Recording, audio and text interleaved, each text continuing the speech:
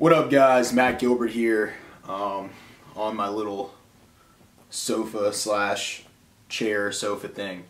Anyways, I wanted to do something different today and start doing like a series. So now my channel is officially all over the place because I want to do a coffee review with you guys. You know, just for like those fellow coffee lovers out there that are kind of looking for some new stuff to try. I don't know, I'm really into like buying new coffee and just trying it out. That's why I don't like to stick to too many brands. I like to see what's out there. Of course I have my favorites and all that, but I always like to try something new. So my preference with coffee is dark roast. I don't really like the light roast or even like the medium roast. I like really strong, like complex cups of coffee. That's why, so about a year ago I started doing pour over coffee, which maybe in the future I'll make like a little tutorial video on that. But I'm just like, I just like bold tasting coffee. I like when it's really strong. I don't like that weak shit. And I was getting a lot of weak cups of coffee. I used to do like the Keurig, which if you don't know what that is, it's like a little machine where you have these pods that are already like pre-made. You pop them in the Keurig, and I don't know, it's very good. That's like a really good method for convenience, but to me I'd rather take the time and like make like a really good cup of coffee. And on top of that, if you buy like whole bean coffee, bags of whole bean coffee, and you have the pour over method, which is basically just like a ceramic apparatus, and then you put a filter in there. Like once you buy all of that, it's so much cheaper than like, you know, buying pods for the Keurig, so all that kind of stuff. So anyways, I've got my cup of coffee here to the left that you can't see, and today, let's see if it's going to zero in. Is that too dark? Oh man, that's really dark, isn't it? Let's see if we can get some light. Alright. Shit. There we go. You see it? This is Portland Roasting Coffee. I guess that's the name of the company. This is the organic dark Sumatra. Okay, so this comes from Portland, Oregon. Let's see if there's anything significant about it. So I think they're very, like they do a lot for the community and all that kind of stuff. And I think it looks like they have like a, you know, I'd have to look more into it, but yeah, they claim that they care about their farmers and employees and all that kind of stuff. So I bought this at the Fresh Market. I don't know if you guys have that where you live. If not, it's sort of like Whole Foods. It's like not as good as Whole Foods in my opinion, but it has kind of like a sort of like a fresh, kind of organic vibe to it. Has a lot of natural stuff that you can get. So I like it for certain things, and I don't know, I just saw this and it was on sale and I was like, okay, you know, we'll try it.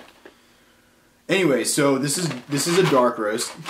Now, I'm gonna be honest with you guys. I've already tried it, but I'm gonna sit here and act like I never have. So let's see. Taste test. I'm gonna act like I've never had it before.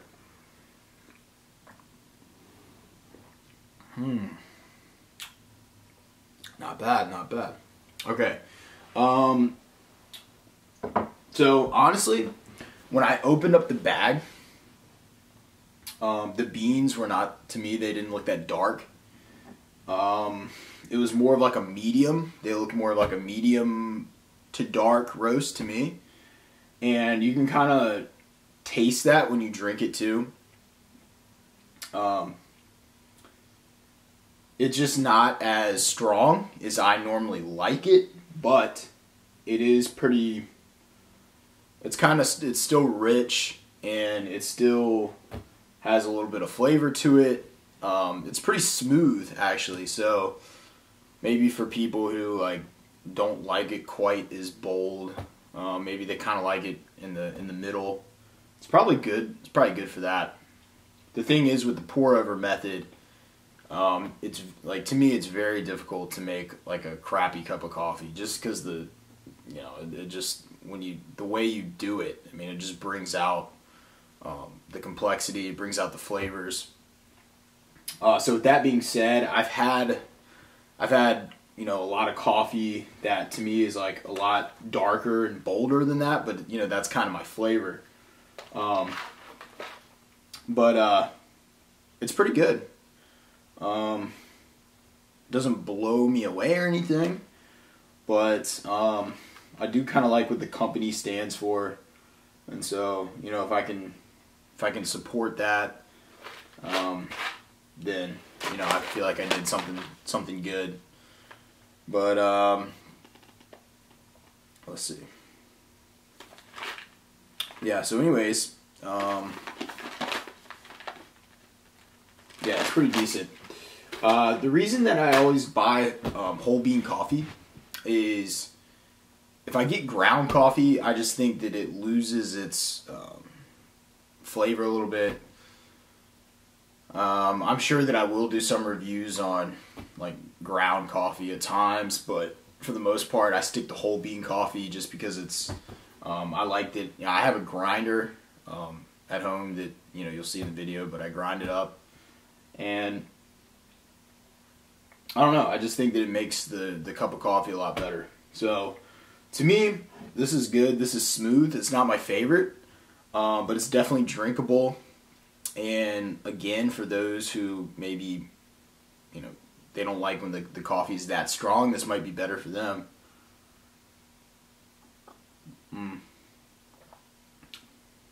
Yeah.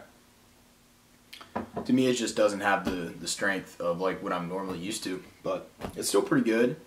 And I'm definitely not a wasteful person, so whenever I try something, I like to at least finish it out or give it away to somebody that I know is going to drink it. But this is pretty good. I'll continue to drink this.